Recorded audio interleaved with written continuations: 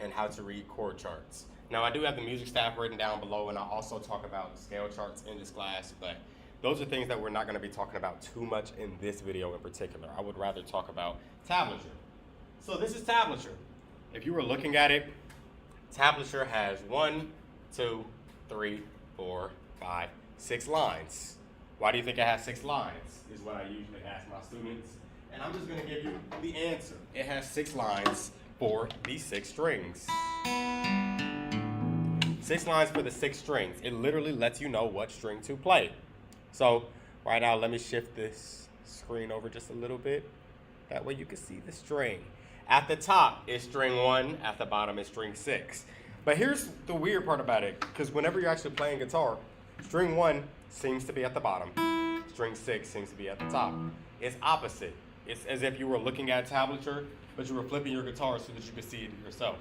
So string 1 is the string closest to your leg. So if it's this top line, then it's string 1. String 6, the string closest to your face. If it's this bottom line, it's string 6. Kind of hard to remember, but there's a reason why tablature is flipped like this, and it's easier if you know the music staff. For those of you who do know the music staff, the lower the note, the lower it is on the staff, the higher the note, the higher it is on the staff. So that is part of the reason why we have our high notes, our high-pitched strings up high, and our low notes, our low-pitched strings down low. So the real question is, can you recognize what string is on the screen? I'm gonna have it highlighted for you, that way you can easily recognize it, right? What string is this? Feel like Dora the Explorer, where I just left you pause for a second. No, I'm not gonna pause. Eddie 8 Dynamite. This is the D string, also known as 1, 2, 3, string 4. If I were to keep it going, blue. I might ask you, what string is this? 1, 2, 3, 4, 5. This is string 5, also known as the Eddie 8. The A string, Eddie 8, the A string. What string is this? From the top, we got 1, 2. This is string 2. This is our B string. So I'm gonna go back from the top one more time and play it for you. Here is 1, 2, 3. Oh, gotta go back one more time. I just pressed the button. Here is 1, 2, 3. String 4 sounds like this. The D string. Up next, we got 1, 2, 3, 4, 5. String 5, the A string. Eddie 8 sounds like this. Moving on one more time, the B string. 1, 2, string 2 sounds like this. And that's if I'm not pressing anything down. All the way at the bottom, remember, if it's all the way at the bottom, it's the string closest to our face. So that string is this one right here, the low-pitched E string. What do we have up next? All the way at the top. Again, if it's all the way at the top, it's string 1, the string closest to our leg, the high-pitched E string. And that's all of them. We got B again, we got E again, we got G, which we did not see at all so far, but that is 1, 2, 3, string 3. And again, string 1 is the one close to our leg. 1, 2, 3, string 3.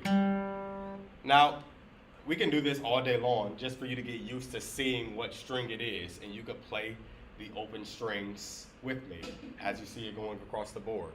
But it would be 1,000% better if you actually used it in the use case of what it's used for. So when you're actually reading tabs, you won't just see highlighted lines. You're not just gonna be playing open strings for the entire song. Usually you will see notes on the tablature, and those notes are going to be written as numbers. Those numbers tell you what frets to play on. What frets do you play on when you see those numbers? So right now we have the numbers 4, 2, and 0, and then a bunch of other numbers on the board as well. 4, 2, and 0 is easy to recognize because you already know your frets. First fret is the zone between the metal bars and the white bar.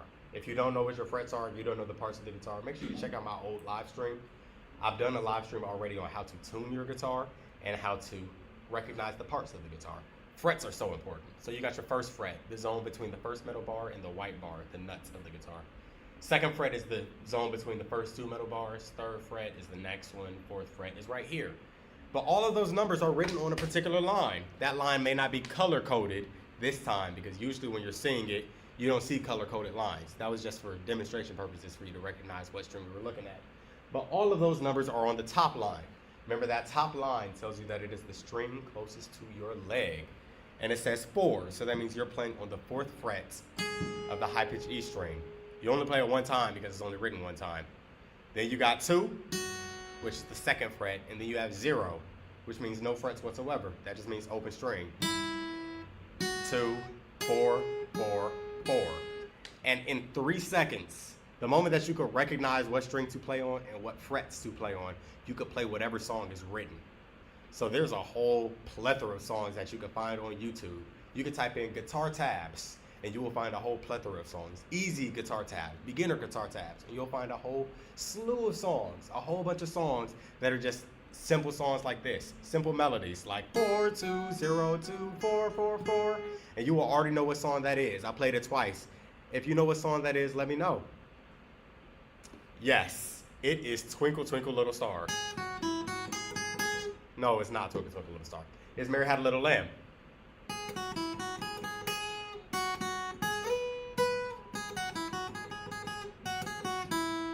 And there you go. You're reading tabs. It's as simple as that. If you are more interested in how to read chord charts, make sure you stay tuned for the next video. That way you can see how to read chord charts.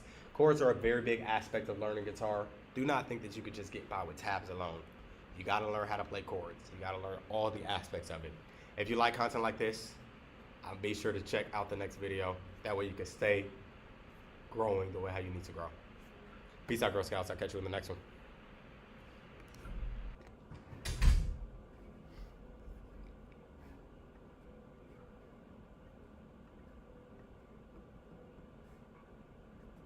Okay.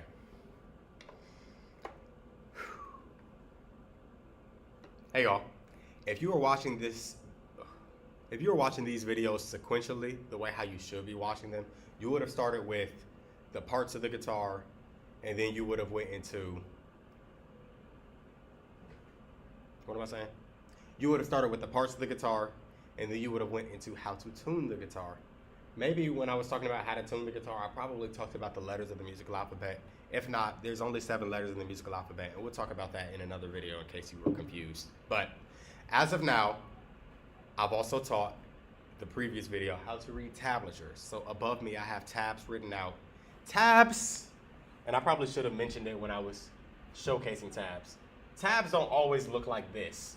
There's certain ways that tabs could also be written. So I like to write tabs using platforms like this. So if I were to just show guitar 1, I have notes on the music staff up high. These are notes on the music staff, and I have tabs right underneath it. There is a pure difference between notes and tabs. Notation applies to the staff.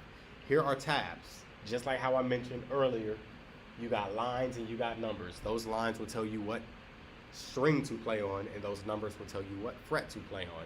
Now, it does not give you a lot of rhythmic information, but some tabs will include stems underneath it, which can show you rhythmic information as well. So in case you like stuff like this, I recommend websites that show you that. I think Songster, I don't know the website. I'll leave websites in the description. That way you can actually check out some good ones. Now, there are some that I don't recommend, but they have a wide catalog. I'll also leave those in the description. If there's anything that you also like regarding guitar tabs, let me know and I'll leave those in the description. But you should have already learned those 3 things. Today's video, we are going to be talking about, actually let me go back to that frame, that way it's not an awkward jump.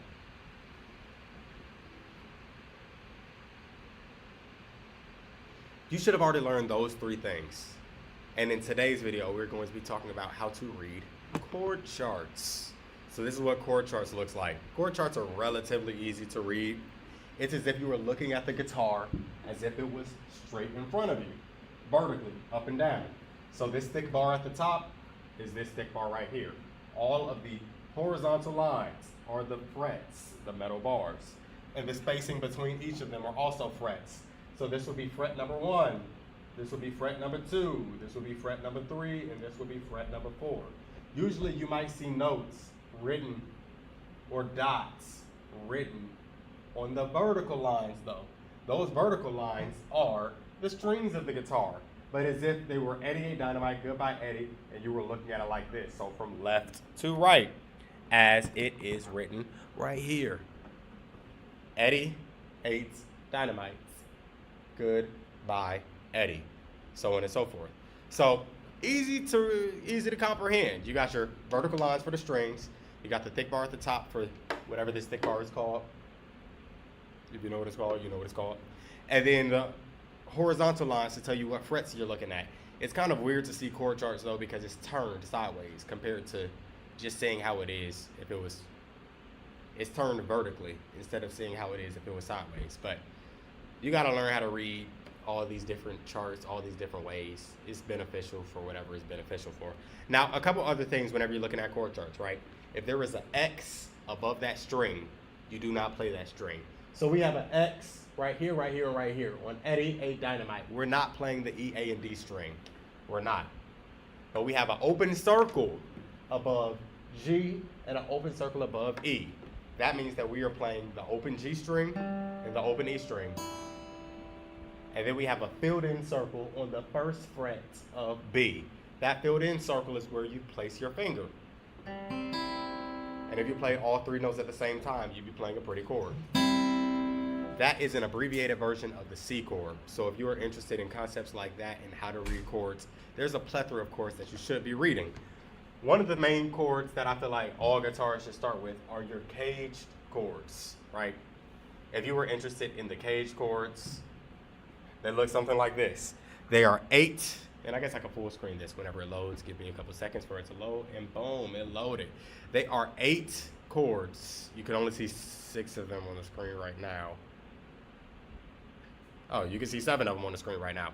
There are 8 chords that you really have to learn and get used to actually reading. So the moment that you get good with your 8 caged chords, you can start learning more chords like your power chords, your bar chords, your major 7th chords, your major 9th chord, your minor 9 chords, minor 7 chords, and just take it from there and run with it. But reading chord charts are very easy.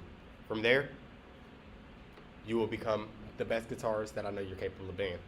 If you have any questions, make sure you leave a comment below. Make sure you check out the resources that's in the description, and we'll talk more about these things as it comes. Peace. 2. What's good, y'all? Today we're going to talk about the notes of the guitar, how to understand all of the different notes that you are playing. How to understand all of the different notes that you are playing when you press down on frets of the guitar. It is so vital for you to understand the notes of the guitar because we've been getting by with just reading tablature, but it's going to get to a point where you're going to have to play certain chords or certain things you might have to read from the music staff, and you just want to know what you're doing. You have to be a little bit more knowledgeable than somebody who's just sitting around fiddling at the guitar. Now, if you just want to fiddle, that's up to you. But if you're taking my class, it's not going to happen. So, and it's easy. It's not really like it's a difficult concept. Now, we'll stack on top of each other so it can become more difficult, but we're not going to worry about that yet because once you learn anything in music, it's all about patterns. It's all about perspective. Once you learn one thing, it just repeats over and over and over and over again. Now, here's the biggest thing. There are 12 notes, and I'm going to make that larger. That way it's easier to read. There are 12 notes. But it is centered around the fact that there are 7 letters of the musical alphabet. 12 notes, but 7 letters. 7 letters in the musical alphabet. And it's directly correlating with the 7 letters of the English alphabet. If you know the 7 letters, the first 7 letters of the English alphabet, you can figure this out, right? First 7 letters, we got A. That's a horrible A.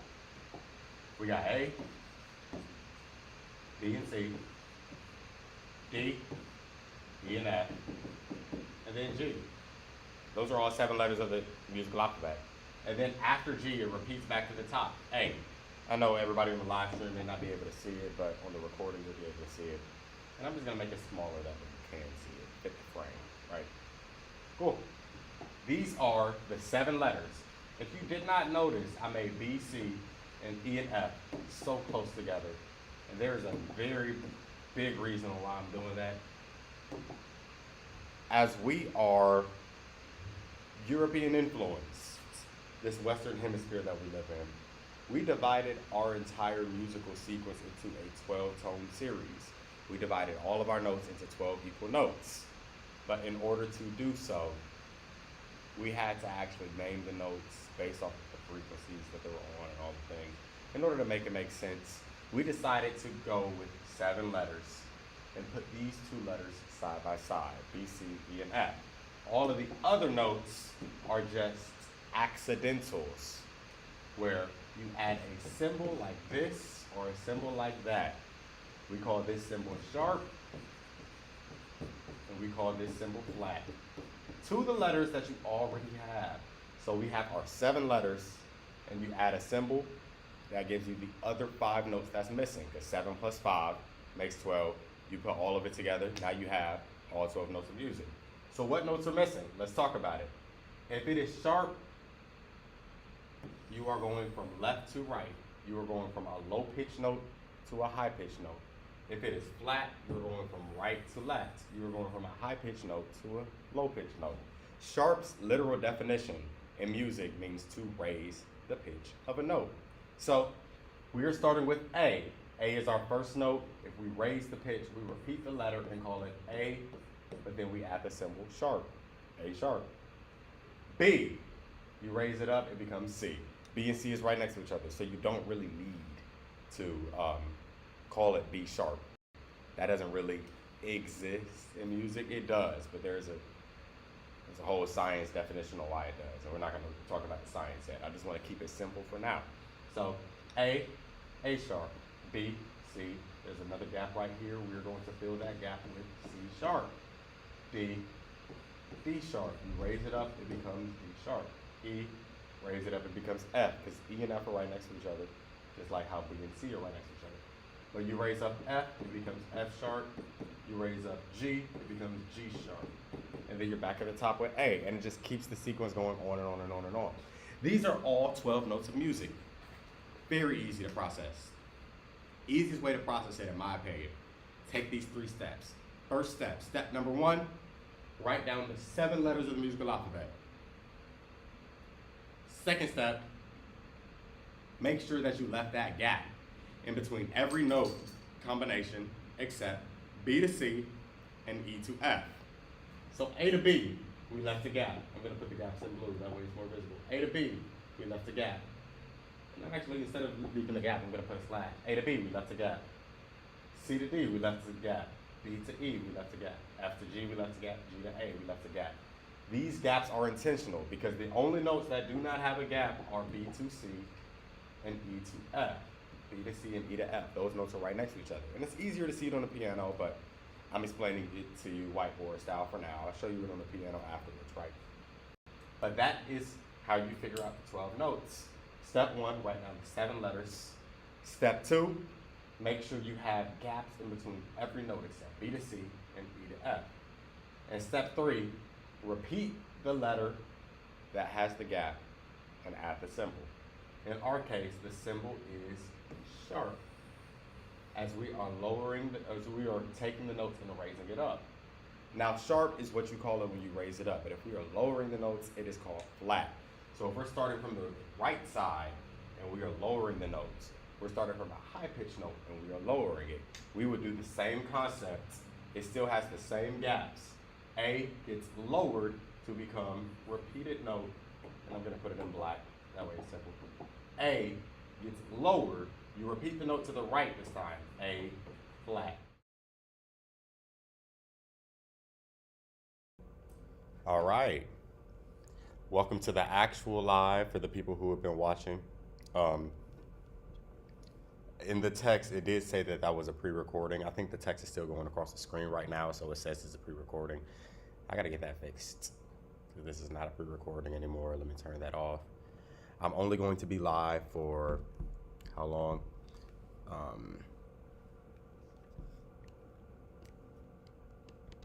I'm only going to be live for about 25 minutes left.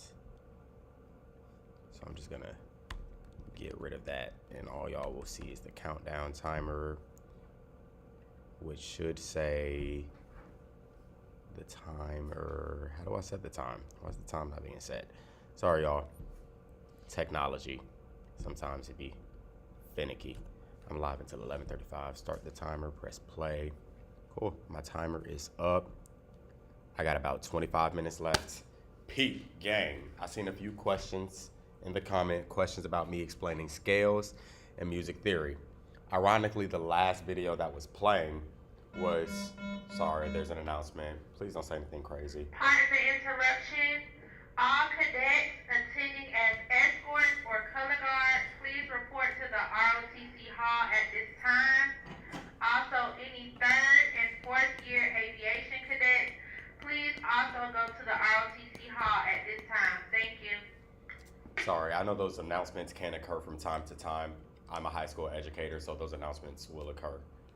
Now, I can't do nothing about it. I can't mute it because if there's anything that happens at the building that I need to be aware of, then it'll happen. Sometimes if they're saying confidential things, though, I'll mute the thing real quick and then unmute it that way.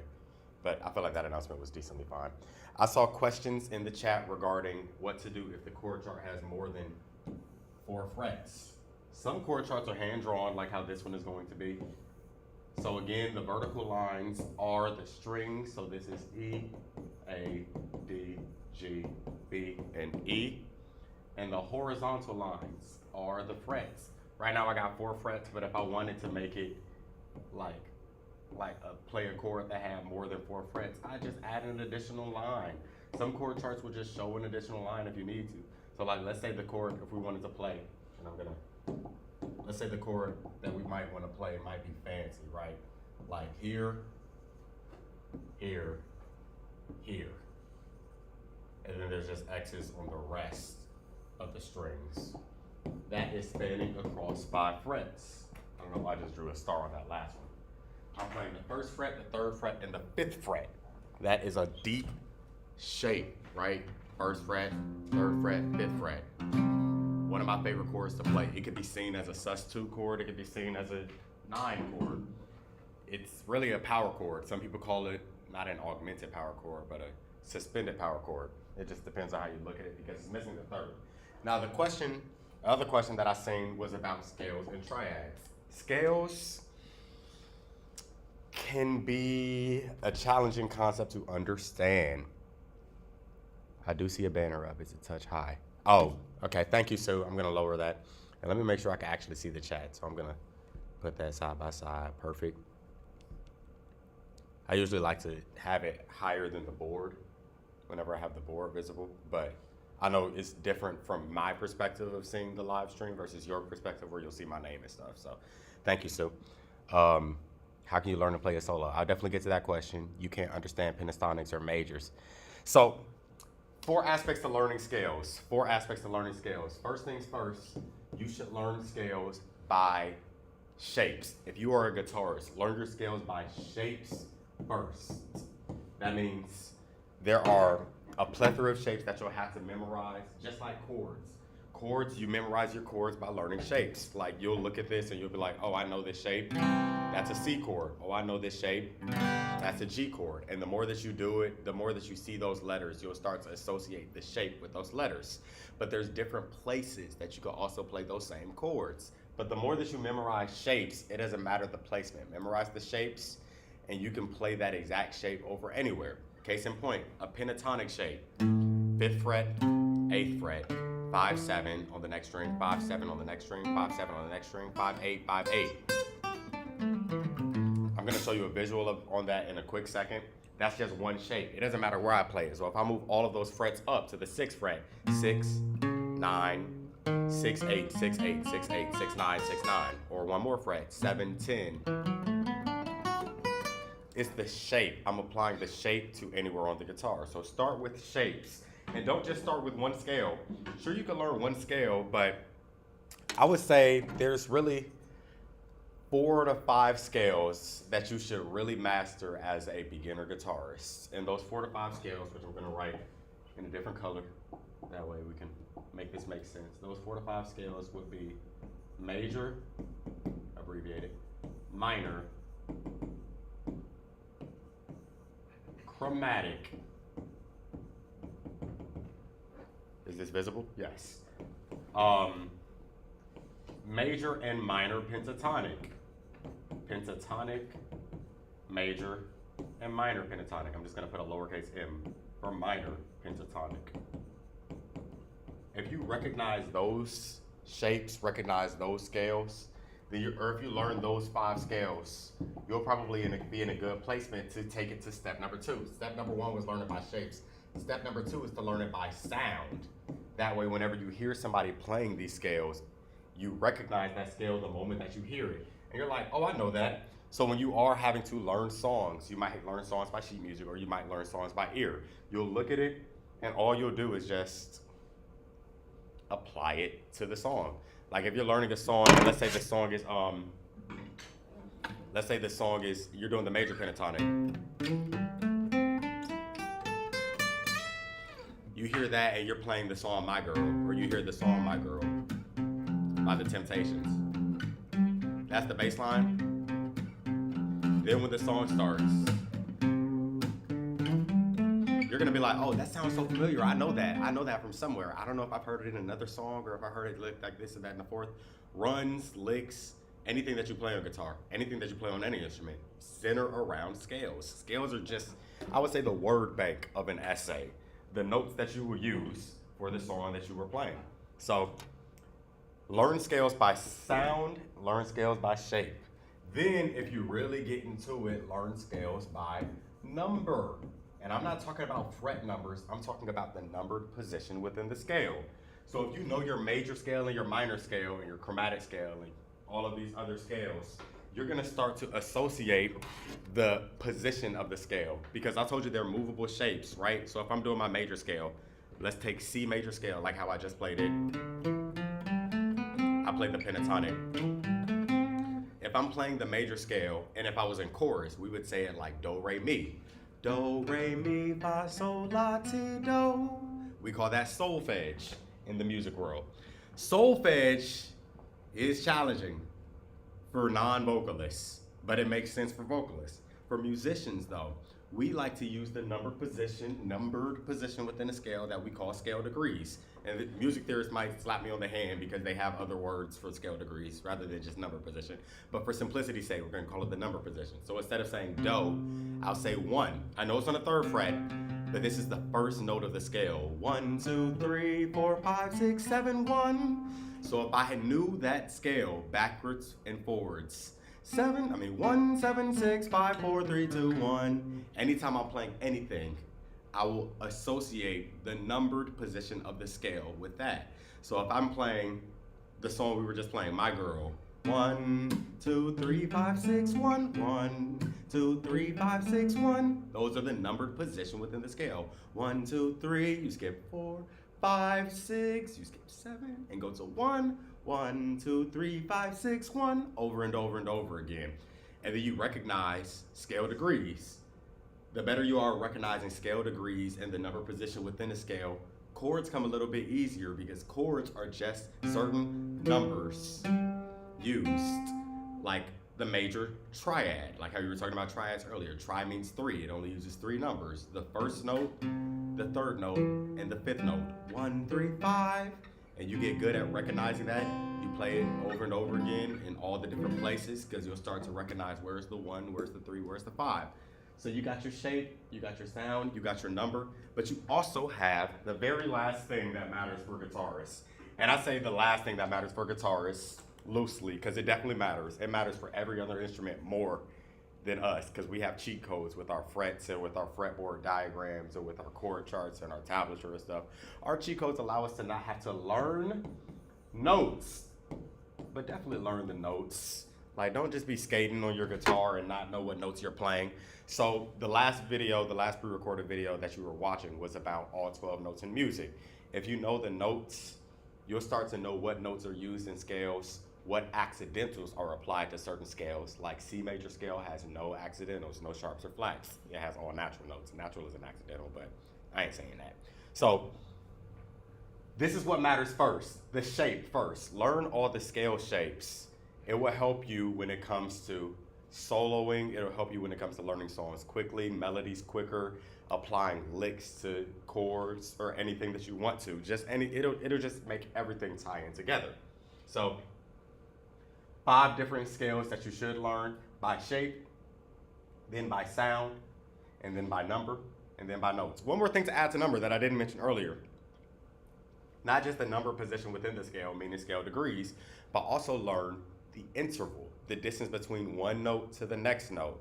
So going from the first note to the second note, understanding that that is 2 half steps apart or a whole step apart, that is considered a major second or a major third or a perfect fourth or a perfect fifth. All of these things are numbered positions within the scale called scale degrees, but they're also intervals whenever you are comparing 2 notes at the same time. So scale degrees and intervals matter a lot when it comes to scales because it directly correlates with triads. So the scale that I mentioned that I said was the easiest scale to remember, C major scale, C, E, D, F, G, A, B, and C. Hopefully all of that fits. I'm checking. All of that did not fit, makes it smaller. Now when you are playing triads, essentially you are playing the first note, third note, and fifth notes. I'm gonna make the brightness a little bit lower.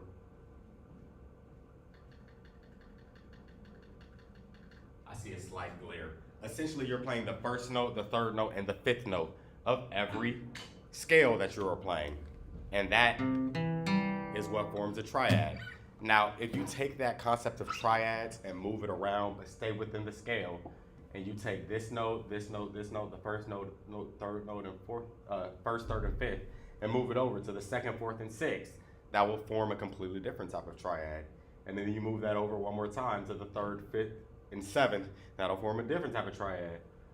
Fourth, sixth, and the first, because the first note and the eighth note are the same note, that'll form a different triad. You keep it going, 5, 7, and then the second note, which would have been D, I'm not in the right color anymore, which would have been D, and keep it going, you're gonna start to understand how certain chords correlate to each other. It is called the chord scale, and it has a pattern of major, then you play the second, fourth, and sixth note, minor, minor, major, major, minor, diminished, and major. All of it correlates with each other to the point where you wouldn't play it always in the scale order. Like if you learn your scales, you're not always gonna play it in the order of 1 to 8 or 1 to 1. You're not always gonna play it like that, especially if you're playing songs. You might play something like skipping notes. Like how when I did that run, the major pentatonic, I skipped the fourth note and the seventh note. Or if I was playing a song, 5-1, 5-1, 5-6, 5-4, 3-2. You might skip around and play certain melodies that will allow you to skip notes, if you will. Same thing for chords. You have to understand the chord progression. The chord progression is not always going to move in that linear order where you're playing the first chord, 1 through 5, then the second chord, 2, 4, 6, then the third chord, 3, 5, 7. Some songs will move in this order. So the first chord, second, third, fourth. 4, 3, 2, 1. That's Lean on Me. Lean on me. 1, 2, 3, 4. 4, 3, 2, 1. You're not always going to play chord progressions that move in that linear order. You might play certain chord progressions that skip around. So one of my favorite chord progressions, and I'm going to do it in the major key, 1, 6, 4, 5. That's the chord progression for heart and soul. Heart and soul, I love you with all my heart and soul. People play it on piano. Oh, I'm sorry. Struggling over here. I'll play it again.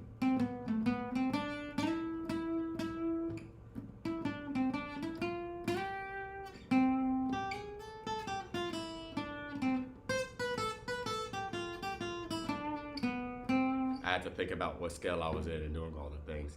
I know it can get very convoluted when it comes to learning all of this information, and it feels like a lot. But I promise you, this is not something that you can learn in one day and just master it. One quick live stream that you just happen to tap in on a random guitarist live stream who's teaching you this stuff. You're gonna have to take it bit by bit. One thing I always say about learning guitar, as I'm concluding this concept and answering the rest of the questions, guitar is like connecting the dots. Today you might have learned the parts of the guitar. I'm gonna put that in a different color, that way it's more visible. Today you might have learned the parts of the guitar. Tomorrow you might learn frets. Today you might learn how to read tablature, chord charts, certain chord shapes, scale diagram, slash chords, power chords, and you might just keep learning a whole bunch of different concepts and not understanding where you're going. Well, right now, I just placed a whole bunch of dots. It's kind of like unlocking the area of the map. But eventually, after you have all of these dots placed, you'll get to a point where you're going to be able to connect those dots, and you know what you are playing on the guitar. You are drawing the picture. You are painting the picture for everything that you need to learn, and it will all make sense. But right now, you're probably at an unconnected spot. Right now, you're probably at a part where a lot of your dots are empty. You don't have the correlation. And usually when you're learning from YouTube, you don't have it to the point where it just makes sense. So if I try to connect these dots, it's not going to just flat out, could you get the door? Jasmine, could you get the door? It might not just, like, the picture doesn't add up when you do it, but it will correlate the better that you get at it. So I appreciate you all for the questions. Thank you for the questions, the comments, the subs, and the likes. I'm going to keep it going. How can you learn to play a solo? The best way to play solos, and thank you for tuning in. Appreciate you, Sue, for keeping them engaged, by the way. The best way to play solos is to, number one, learn solos by other people. Learn the language. Music is a language. So the more that you are learning a language, just like how babies learn how to speak, they mimic. They hear their parents say something and then they repeat it. If you want to learn how to play a solo, learn somebody else's solo. If you want to learn how to create your own solo, think through the theory, but practice singing to backing tracks. So if there's a random instrumental playing, try to sing the solo and then try to replicate what you just sang. Because then at that point, you're creating the solo, you're singing the solo, you're creating it, and now you're repeating what you just sang. Just like how you heard somebody else play a solo and you repeat what they played. Now instead of you learning somebody else's solo, you're learning your own. When I first started soloing, I would just I would sing into voice memos over backing tracks all the time and then try to repeat what I sang on the guitar. It was the most challenging thing to do until eventually I connected the dots of where are the notes, what is the distance between the notes, intervals, like how we were just talking about. And eventually all of those notes that I was trying to sing just started making sense. Trying to play just started connecting and making sense. So start with learning other people's solos, and then after that, start singing your own solos and try to play what you sing. The instrument is an extension of your voice. So don't just try to impress your friends by playing the fastest and hardest thing ever. Love the fact that you were a numbers guy. Going to keep reading these chats because there's a lot going on. I see what's going on here. You got 3 at the same time always. Why? When I'm just singing, I don't hit one note at a time. You're talking about chords? Okay, Taylor, I might have missed your questions as you were going in, so I'm sorry. I apologize for that. There's a lot of questions on here. You got something for me? What's up? My band will be here on Tuesday. I have to stay after school until like 8 p.m. for RTC. That's cool. And also, I didn't get a chance to tell you, but there's a RTC and they're going to be having me and Darian play Clash Anthem at like 1. You need the amp or something today? Yeah, I'm going to see if we get the amp. Yeah, cool. Nothing to it. Why you not dressed up? They left all the uniforms here, so we're going to dress out here. Before I give him this amp, everybody check out this glorious $2,500 heavy amp. This is a Fender twin reverb amp. Gotta get you one of these if you got the money. I don't know if y'all just have $2,500. You want the shorter cable today? A good one. Which one's good? Any of them are good. They all work. So they're Okay, taking cool. this one. Yeah, okay, do your thing then. All right, sorry. Back to the questions. That is how you can play a solo. You can't understand pentatonic versus major. Well, if you take those approach that I mentioned, starting with the shape and then the sound, eventually you'll understand it a little bit more. Tips for learning the inversions of the chords. The cage system. Cage system is pretty much inversion at its finest, where you start with your open string cage chords, like your C chord, A chord, G chord, E chord, and D chord. And you take those chords, but recognize them by shapes. So this C chord, let's do A chord.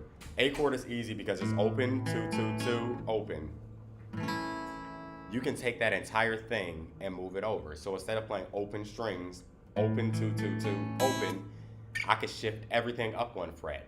1, 3, 3, 3, 1. And keep moving. It makes it a movable shape, if you will.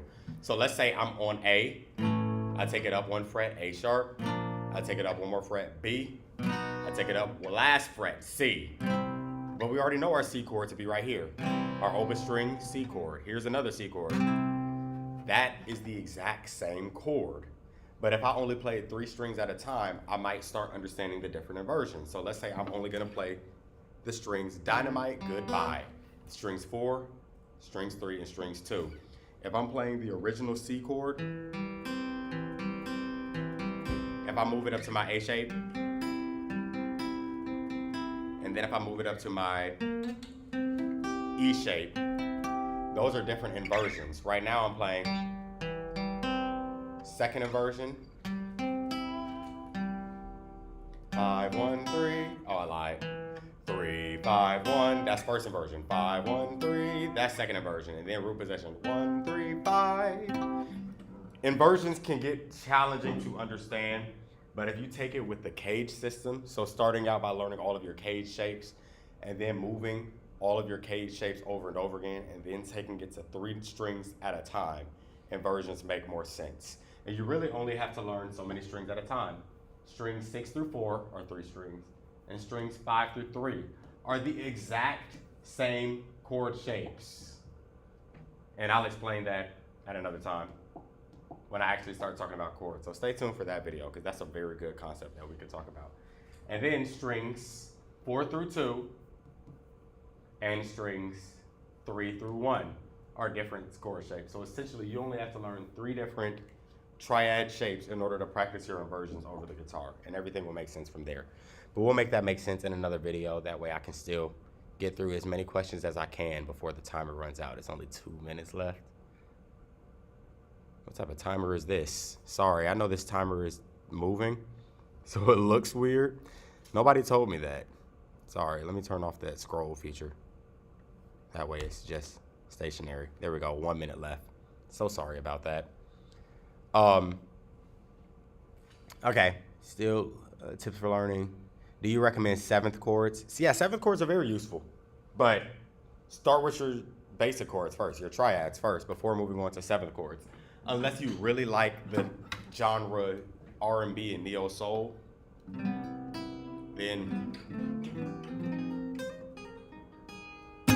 start learning your 7th chords because you'll use them quite often. And take it with the same approach that I said for learning your scales. So start with the shape. Learn the 7th chord shapes, or learn just your major chord shapes. Then apply it to the sound, major and minor. So major, minor are the main chords that matter for, I wish I could duplicate this, but I'm just gonna erase it. Major and minor are the only chords that matter for the first start. Then you're going to get into your diminished chords, augmented chords for triads. It's sus chords too, sus 2 and sus 4. Then when you start talking about 7th chords, you got 5 different types of 7th chords.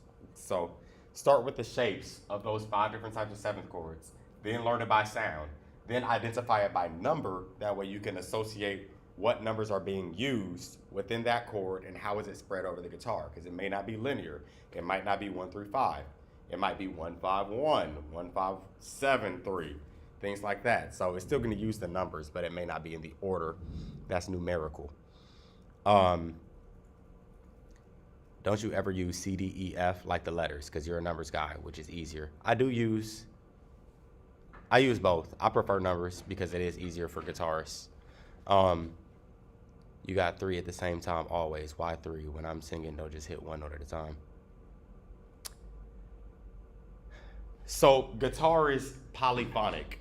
You can play multiple strings, multiple notes at the same time. Unlike your voice, which is monophonic, which you can only do 1 voice at a time. Unless you're weird like that and you can do multiple pitches. Some vocalists can do that. Shout out to those vocalists. Most people can't. So, what is the diminish or 7th note of the scale? Talk about that in another video. I see all of your questions, and I'm so sorry I wasn't able to get to it. But we'll definitely make sure that we get through. I do plan on doing these guitar plus Q&As every single day, and usually I do it during my lunch break. So I start with the pre-recordings, and then I go live at the end to answer questions. For the first few times I was doing this, I wasn't getting too many questions, so I'm appreciative of the questions that y'all have. But if y'all have any questions specifically for me that I did not get to in this video, I'll try to review the comments so that I can get to it. But if you're looking for a quicker answer, email me. My email is contact@paulneilmusic.com. Contact at the name of this channel, Paul Neil Music.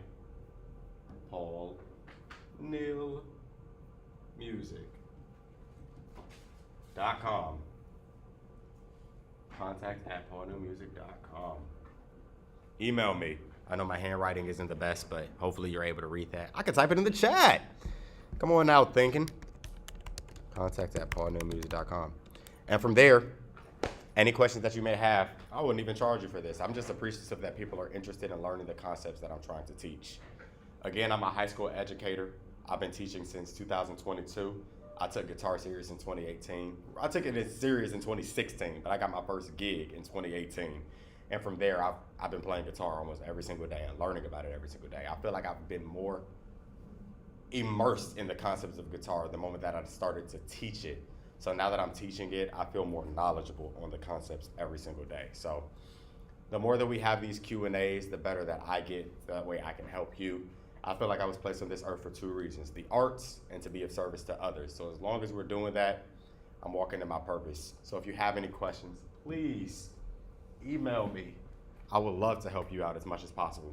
And if you're in Atlanta, I got a show on September 15th. That's next Monday. So please come out to that. If you're confused on how to find the information for that, email me. I'll send you all the information. Only if you're in Atlanta. Don't make that drive if you're not in Atlanta. It's probably not going to be that worth it unless you just really want to see us in person. It's going to be with the Groovy Groove Band, and we're playing behind a live pop/R&B hip-hop, not hip-hop, pop R&B artist. So looking forward to that one. That's next Monday. But I'll catch you all on the next live stream. Same time tomorrow, 10:30-ish. Peace out, Girl Scouts. Hold it down, Cub Scouts.